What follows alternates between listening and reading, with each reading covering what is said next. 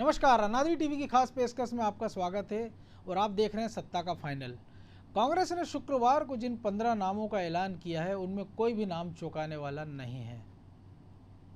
उल्टे सबको उम्मीद थी कि इन्हीं नामों पर दांव लगेगा और कोई बड़ा नाम निकल कर आएगा, लेकिन ऐसा हुआ भी। कांग्रेस से भाजपा में आकर वापस कांग्रेस में लौटे प्रेमचंद गुड्डू हों या और फूल सिंह बरैया हों, जिनको पार्टी ने राज्यसभा का उम्मीदवार घोषित किया था, या ऐसे कई सारे नाम इसमें हम देख रहे हैं जो आज कांग्रेस ने लिस्ट जारी की है उसमें हमको दिखाई दे रहे हैं। लेकिन इनसे एक बात तो साफ है कि कांग्रेस ने जो पहले से हल्ला मचाया था जब उनकी सरकार गई थी, और इसी साल 23 मार्च को जब शिवराज सिंह चौहान ने मुख्यमंत्री के रूप में शपथ ली थी, उसके बाद से कांग्रेस ने हर मंच, चाहे वो सोशल मीडिया हो, चाहे वो जनता के बीच कभी जब भी वो गए हों, वैसे तो कभी जाना हुआ है उनका, लेकिन जब भी वो गए हों या पत्रकारों से चर्चा में या आम लोगों से चर्चा में, वो हमेशा कहते रहे थे कि जिन लोगों ने पार्टी को गद्दारी की है, धोखा दिया है, वो बागी हैं, वो दागी हैं, वो टिकाऊ नहीं हैं, वो बिकाऊ हैं, जयचंद हैं। ऐसे तमाम विश्लेषणों से उन्होंने उन लोगों को नवाजा। और इसके बाद जब उम्मीद की गई थी कि वो ऐसे नाम देंगे कि शायद कार्यकर्ताओं को वो मौका मिलेगा जिन्होंने 15 साल संघर्ष किया, 15 महीने की सरकार में उनको कुछ नहीं मिला, इसके बाद उम्मीद थी कि शायद इस चुनाव में उस कार्यकर्ता को कुछ तवज्जो मिले, उसको कुछ टिकट मिले। लेकिन फ़िलहाल जो 15 नामों की जो सूची आई है उसमें इक्का दुक्का नाम छोड़ दें तो ज़्यादातर वो चेहरे हैं जो कांग्रेस से भाजपा और भाजपा से कांग्रेस में आए, यानी कि हर समय उन्होंने मलाई काटने की कोशिश की। जब कांग्रेस पावर में थी तो कांग्रेस के साथ थे, बीजेपी पावर में थी तो बीजेपी के साथ चले गए, और अब जब लग रहा है कि बीजेपी में दाल नहीं गली तो वापस कांग्रेस के पाले में आ गए। तो इन सारे इस पूरे जो घटनाक्रम हुआ, इन सब चीज़ों पर आज हम जो चर्चा करेंगे, उसके पहले हम आपको दिखाते हैं हमारी एक खास रिपोर्ट। कांग्रेस ने शुक्रवार को जिन 15 नामों का ऐलान किया उनमें कोई भी नाम चौंकाने वाला नहीं है। उल्टे सबको उम्मीद थी कि इन्हीं नामों पर दांव लगेगा और ऐसा हुआ भी। कांग्रेस से भाजपा में आकर वापस कांग्रेस में लौटे प्रेमचंद गुड्डू ने अघोषित रूप से सांवेर में प्रचार भी शुरू कर दिया था। अब उन्हें वहीं से टिकट दिया गया। राज्यसभा चुनाव हारे फूल सिंह बरैया के बारे में पहले से पता था कि इस हार का इनाम उन्हें भांडेर से विधानसभा की टिकट के रूप में मिलेगा, और ऐसा हुआ भी। भाजपा में मंत्री रहे और निर्दलीय उम्मीदवार के रूप में चुनाव हारने वाले केएल अग्रवाल जब पिछले दिनों कांग्रेस में शामिल हुए तो सबको पता था कि कांग्रेस उनको बमौरी से उम्मीदवार बनाएगी। खास बात यह है कि पिछले दिनों भाजपा का दामन छोड़ कांग्रेस का दामन थामने वाले सतीश सिकरवार और मेहगांव से दावेदारी ठोक रहे चौधरी राकेश सिंह चतुर्वेदी का नाम इस लिस्ट में नहीं है। राकेश सिंह बगावत कर कांग्रेस से भाजपा में गए थे। इसके बाद उनके भाई मुकेश को भाजपा ने विधायक भी बनाया था। भिंड से पिछला चुनाव हारे राकेश मेहगांव से टिकट मांग रहे थे और उनके टिकट को लेकर दिग्विजय सिंह, अजय सिंह और डॉक्टर गोविंद सिंह ने विरोध भी किया था। खुद राकेश ने दावा किया था कि कमलनाथ ने उनका टिकट फाइनल कर दिया है। ऐसे में साफ है कि कांग्रेस के अंदर खाने सब ठीक नहीं है। कमलनाथ 13 सितंबर को सांवेर दौरे पर आ रहे हैं। इसके लिए भारी भीड़ जुटाने की तैयारी की जा रही है। इससे ठीक एक दिन पहले 12 सितंबर को वो 11 बजे आगर मालवा के बड़ौद में चुनावी सभा करेंगे। यहीं से चुनाव अभियान की वो शुरुआत करेंगे। उसके अगले दिन यानी कि 13 सितंबर रविवार को 11:30 बजे सांवेर विधानसभा क्षेत्र के अर्जुन बरौदा में जनसभा को संबोधित करेंगे। लेकिन कांग्रेस ने इससे पहले 15 सीटों पर उम्मीदवारों का ऐलान कर दिया है। जिन सीटों के लिए उम्मीदवारों का ऐलान किया गया है उनमें दिमनी से रविंद्र सिंह तोमर, अम्बाह से सत्य प्रकाश सखवार, ग्वालियर से सुनील शर्मा, डबरा से सुरेश राजे, भांडेर से फूल सिंह बरैया, करेरा से प्रागीलाल जाटव, बमौरी से कन्हैया लाल अग्रवाल, अशोकनगर से आशा दोहरे, अनूपपुर से विश्वनाथ सिंह कुंजाम, सांची से मदन लाल चौधरी, आगर मालवा से विपिन वानखेड़े, हाट पिपलिया से राजवीर सिंह बघेल, नेपा नगर से रामकिशन पटेल, सांवेर से प्रेमचंद गुड्डू और गोहद से मेवाराम जाटव को कांग्रेस ने टिकट दिया है। मध्य प्रदेश में 15 कांग्रेस के उम्मीदवारों की सूची जारी हुई है।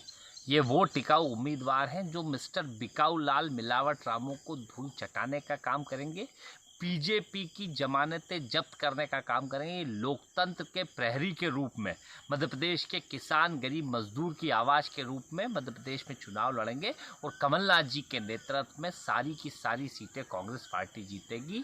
भारतीय जनता पार्टी घबराहट में और लोकतंत्र को कत्लेआम करने वालों को सबक सिखाने का मन जनता ने बना लिया है और ये उम्मीदवार टिकाऊ उम्मीदवार हैं, उन बिकाऊ लालों को हरा के दम लेंगे।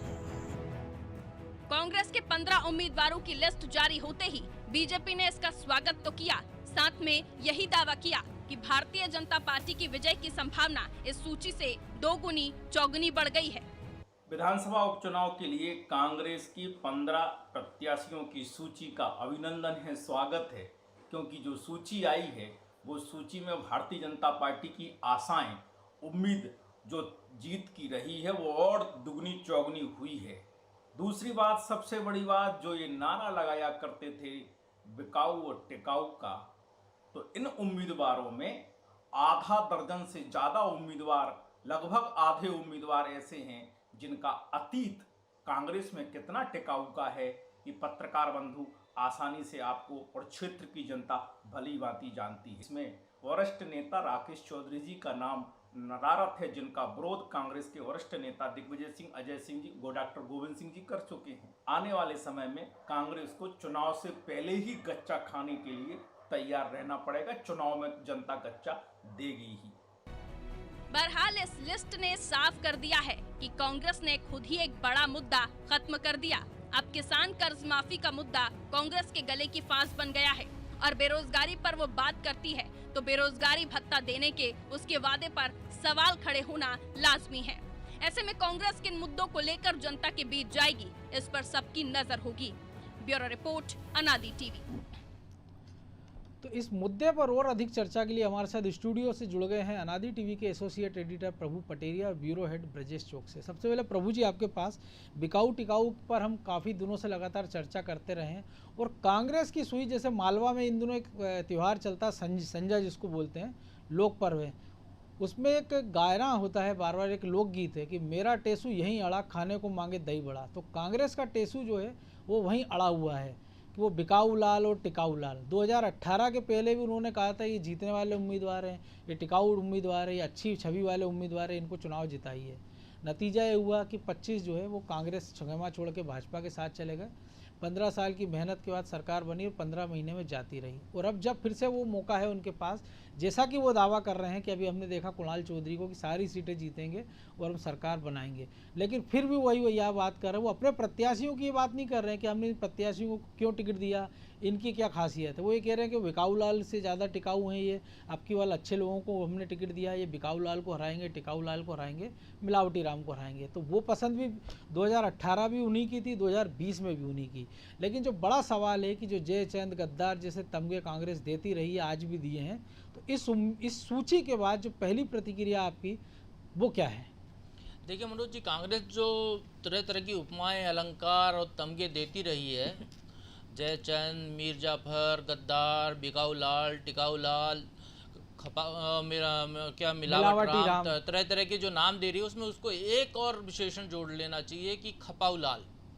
ये एक अच्छा नाम दिया आपने। ये जो 15 की सूची आई है, इसमें कुछ उम्मीदवार वो हैं जो खपाऊ हैं, जिनको खपाया गया है, वो कहीं उनको जगह नहीं मिल रही थी, वो कांग्रेस में आ गए, कांग्रेस ने उनको खपा दिया यहाँ पर विधानसभा चुनाव में। वो ऐसे नाम हैं। आप देखिए, बसपा से जो विधायक रहे सतपाल सखवार, वो कांग्रेस की सूची में विधायक हैं, अम्बा से उम्मीदवार हैं, अम्बा से। इसी तरीके से डबरा की बात करें हम, डबरा में जो सुरेश राजे हैं, वो मैं खुद जानता हूं उनको कि वो लगातार जब से डबरा सीट आरक्षित हुई है तब से भारतीय जनता पार्टी से टिकट मांगते रहे। बिल्कुल। पिछले चुनाव में उनको टिकट नहीं मिला तो कांग्रेस में चले गए। इमरती देवी के लिए जमकर काम किया। अब इमरती देवी के खिलाफ वो चुनाव मैदान में, और दोनों आपस में रिश्तेदार भी हैं, दूर के संधि भी लगते हैं वो। बिल्कुल। तो ये जो एक मामला है कि कहीं ना कहीं नेताओं को खपना है या खपाना है, तो वो कांग्रेस ने कवायद की है कि जिनको कहीं से टिकट नहीं मिल रहा था, कहीं जगह नहीं मिल रही थी जिन नेताओं को, वो कांग्रेस की सूची में आ गए, यहाँ से टिकट पा गए।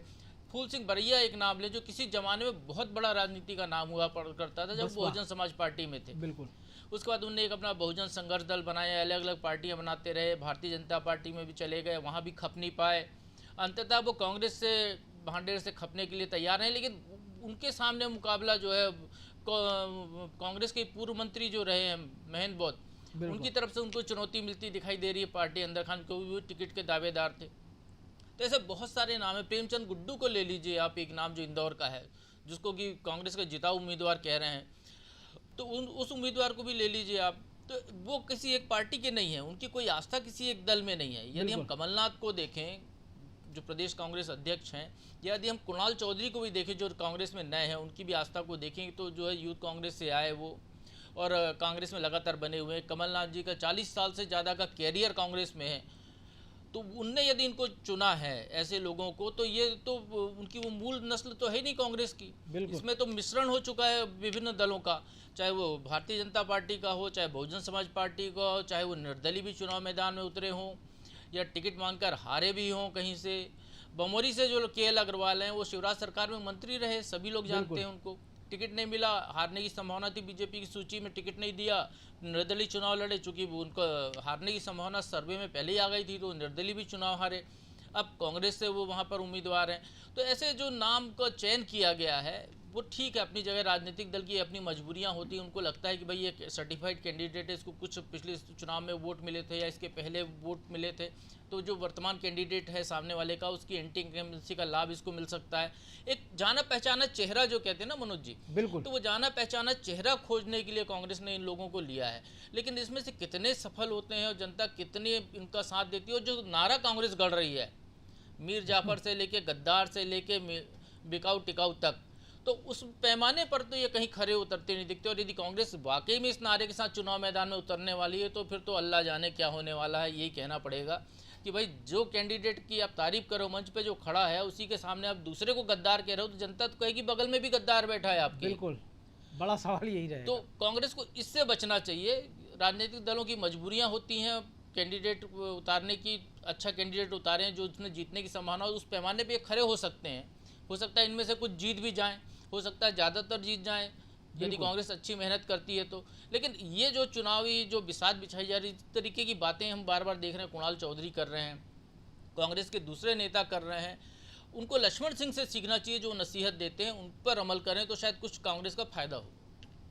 लक्ष्मण सिंह की नसीहत की बात है, उस पर भी हम चर्चा करेंगे। तो ब्रजेश जी, जो प्रभु जी ने विश्लेषण किया एकदम सटीक है कि जिस नारे के साथ आप जनता के बीच जा रहे हैं, जब वो उम्मीदवार आपके बगल में खड़ा हुआ और जब जनता सवाल पूछेगी तो आपका जवाब क्या होगा। लेकिन बड़ी बात यह है कि क्या बेहतर मौका ये नहीं होता कि कांग्रेस ने जो कि 15 महीने की सरकार चलेगी और इस उम्मीद के साथ वो जनता के बीच जा रही है कि जनता बागियों को सबक सिखाएगी, तो वो अपने कार्यकर्ताओं पर, खाटी कार्यकर्ताओं पर दाव लगा देते हैं उन क्षेत्रों में कि चलिए अगर वो इस बार चुनाव हार भी जाते तो 2023 के चुनाव में वो जीतने की उम्मीद में होते या अगले 3 साल उनके पास होते उस उम्मीदवार के पास को मेहनत करता है। जैसे हमने आगर मालवा में देखा है विभिन्न वानखेड़े का कि चुनाव 2200 मतों से हारे, वो लगातार सक्रिय रहे, टिकट मिल गया पार्टी ने, और वो कमलनाथ वहाँ दौरा भी करने वाले हैं। पहला दौरा सांवेर और आगर मालवा में ही होना है, जबकि ग्वालियर चंबल की खबरें आई थी।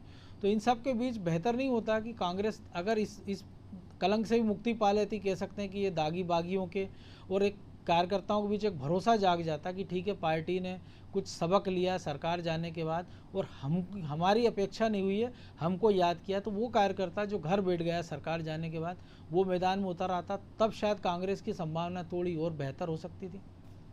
मनोज जी सही कहा आपने। अभी यदि कांग्रेस ऐसा करती जैसा आपने कहा है तो इस बार भले ही उसकी संभावनाएं नागण्य रहती, लेकिन आगे उसको उम्मीद बनती, अगले 3 साल बाद जो चुनाव होते तो उसका कार्यकर्ता मजबूत होता।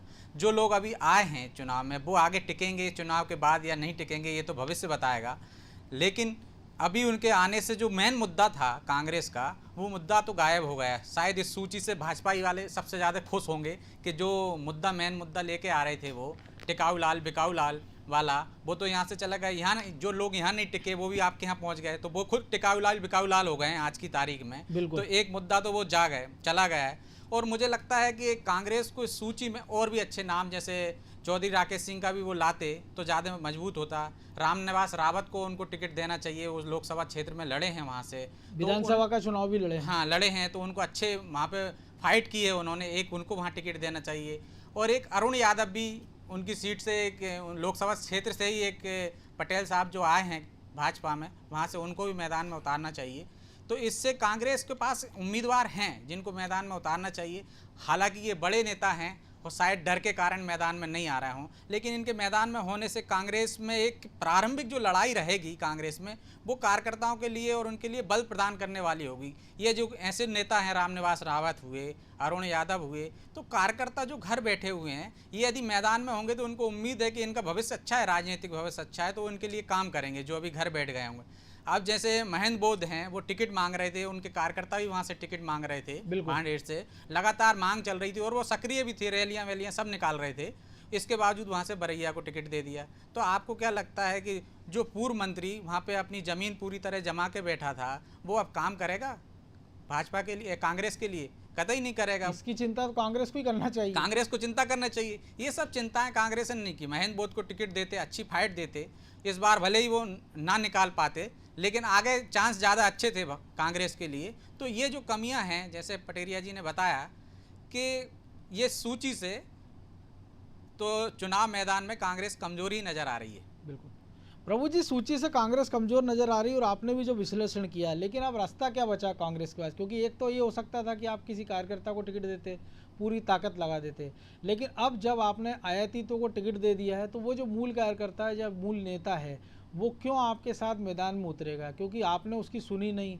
आपने कहा कि सर्वे हमने कराया है, सर्वे कहाँ हुआ, किसके नाम आए, किसी को पता नहीं। क्योंकि ये जो नाम आ रहे हैं उनमें से कुछ नाम तो ऐसे हैं जो कुछ दिनों पहले ही कांग्रेस में शामिल हुए हैं, तो निश्चित तौर पर सर्वे में उनके नाम तो हुए भी नहीं होंगे, तो उनको तो कमिटमेंट के साथ आप लाए होंगे। लेकिन ये जो 2-3 नाम है, जो सतीश सिकरवार की बात करें या हम बात करें चौधरी राकेश सिंह चतुर्वेदी की, जिनको लेके कांग्रेस के तमाम बड़े नेता नाराज थे और वो सारे बड़े नेता ग्वालियर चंबल में डॉक्टर गोविंद सिंह की यात्रा में दिखाई दिए, तो क्या मान लिया जाए कि कुछ समय बाद उनके नाम पर विचार हो सकता है या पार्टी कुछ और नया चेहरे को वहाँ से उतारेगी? देखिए मनोज जी, जिनकी बात कर रहे हैं आप, सतीश सिकरवार की या चौधरी राकेश सिंह की, उन वो जहाँ से दावेदार हैं वहाँ पर अभी कांग्रेस ने उम्मीदवार डिक्लेयर नहीं किए हैं। 12 उनकी सीटें अभी बाकी हैं डिक्लेयर होने के लिए। तो स्वाभाविक तौर पर वो, यदि हम इस 15 की सूची को देखें तो वो उन जिन नेताओं के आप नाम ले रहे हैं उनको टिकट मिलना बिल्कुल तय है।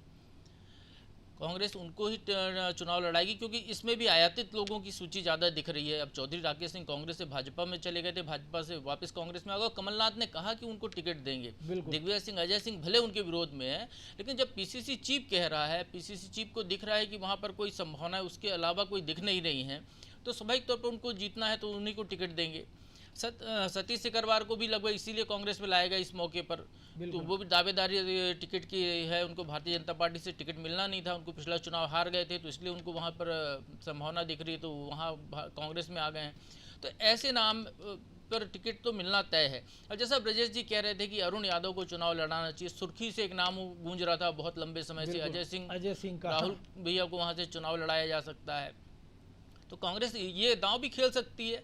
और एक बड़ी बात ये है मनोज जी कि कांग्रेस माइनस नहीं है, हम कहें अभी पूरी तरह।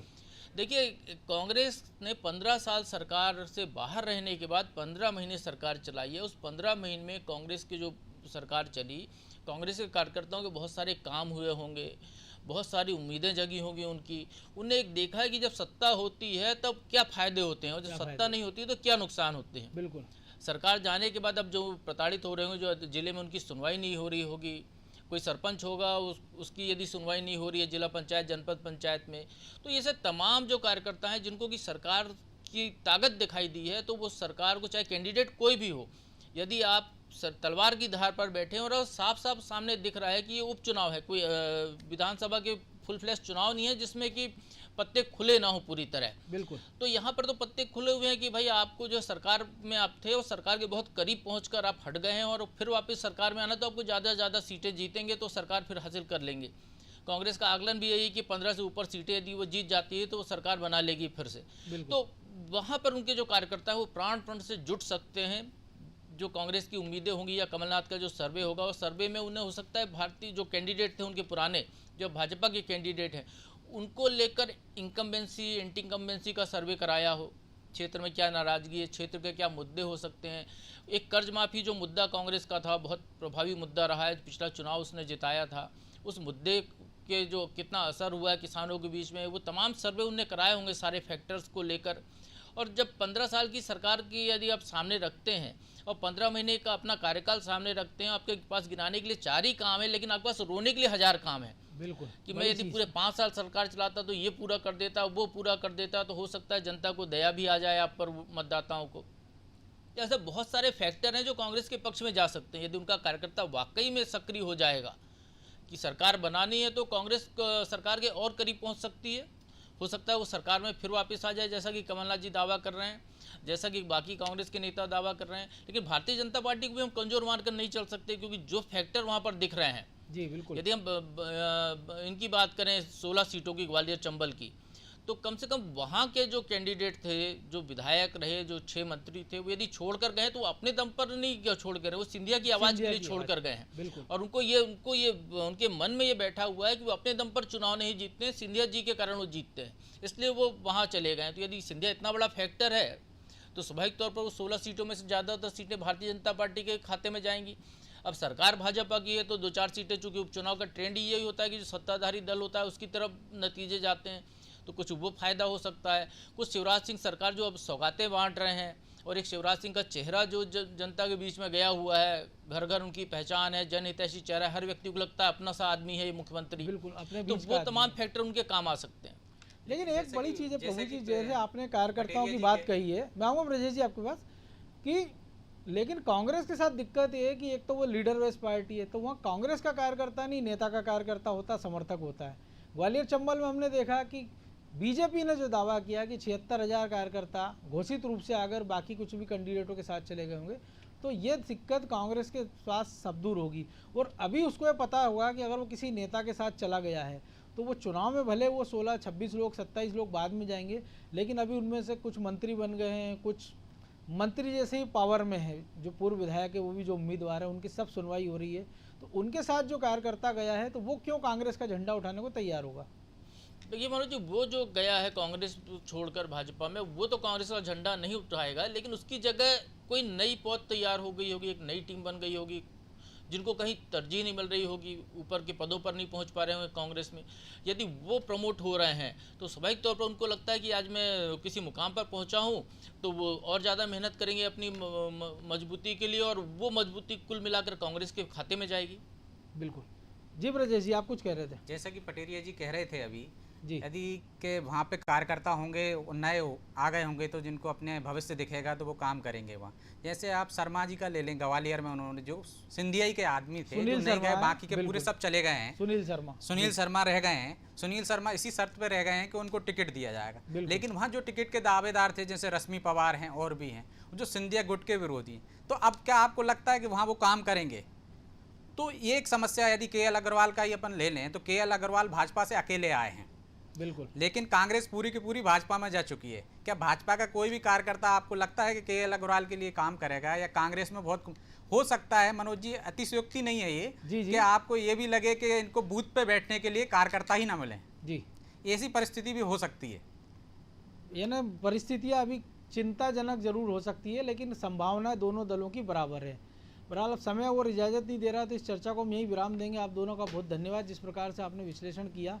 तो निश्चित तौर पर कांग्रेस ने कह सकते हैं कि पहली सूची जारी कर दी है, और बीजेपी ने औपचारिक ऐलान नहीं किया है, लेकिन उन सबको पता है कि लगभग 25 वही नाम हैं जो कांग्रेस छोड़कर बीजेपी में आए हैं। और रही बात अब आगर मालवा जोरा की, तो शायद वहाँ बीजेपी उम्मीदवार जल्दी घोषित कर देगी और अधिकृत रूप से काम का शुरुआत हो जाएगा। लेकिन ये देखना दिलचस्प होगा कि जो बचे हुए 12 नाम की सूची है, जैसा कि अभी सुझाव आया, हमारे सहयोगियों ने भी सुझाव दिया कि कांग्रेस को चौंकाने वाला कोई नाम लाना चाहिए, कोई बड़ा नाम लाना चाहिए, और ऐसी स्थिति बनाना चाहिए कि कम से कम सिंधिया के वो ताकतवर 6 मंत्री जो सिंधिया के साथ चले गए थे, उनके सामने तो कम से कम वो ताकतवर मंदी उतार पाते, ताकतवर वो अगर उम्मीदवार उतार पाते तो स्थिति शायद बेहतर हो सकती थी। लेकिन हमने कुछ चेहरे देखे, जैसे सावेर का हो गया है, या बाकी और जगह भी उम्मीदवारों की घोषणा लगभग हो गई है। तो अब उम्मीद यही की जानी चाहिए, अगर कांग्रेस अपने बड़े जो नेता हैं, जो बड़े नामों की जिनकी चर्चा है, उनका अगर बेहतर उपयोग कर पाती है, या तो चुनाव प्रचार में या उनको उम्मीदवार करके, तब शायद उनकी स्थिति और बेहतर हो सकती है। क्योंकि उनका मुकाबला ऐसी पार्टी से जिसके पास अपना एक मजबूत काडर है, लीडर है, संगठन है, चेहरा है। तो सत्ता के फाइनल में आज इतना ही। मुझे दीजिए इजाज़त, और आप देखते रहिए अनादि टीवी। नमस्कार।